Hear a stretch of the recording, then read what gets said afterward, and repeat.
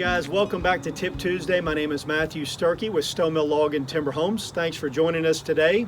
A couple of weeks ago we talked about positioning the house on the property, siting the house on the property. We talked specifically about the view you're going to take advantage of, the topography of the site, and the setbacks of the site. This week we're going to talk about soil orientation, we're going to talk about shade, and we're going to talk about wind and how they affect how you position that house seat on the property.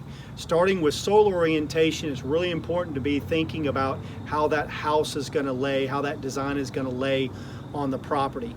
Be thinking about room design. If you are a late sleeper, an east-facing master bedroom will have sunlight coming up in the morning.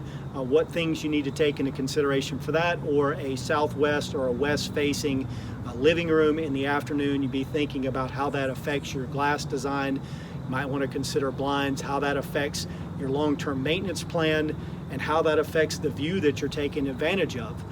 So soil orientation from that perspective is important. Also be thinking about taking advantage of the sunlight in the winter and shade in the summer. You don't want to make sure that you've got a southwest facing living room in the summertime and all the additional heat that's going to put into the home from that direction. Be also thinking about solar panels. If you plan to use solar panels, be thinking about those facing south, or if you can't face them south, be a western facing direction. So solar orientation is really important. The second thing is shade.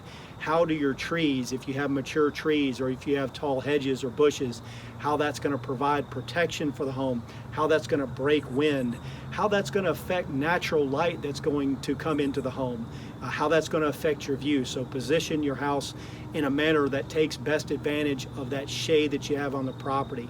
And then third, the wind. Where is it the strongest? How is it going to affect your design? If you have the house set up a certain direction and you get a lot of storm fronts coming in from the southwest, where are the rooms going to be positioned on that, in that design and on that property that's going to be affected by that? So those are all three things to take into consideration.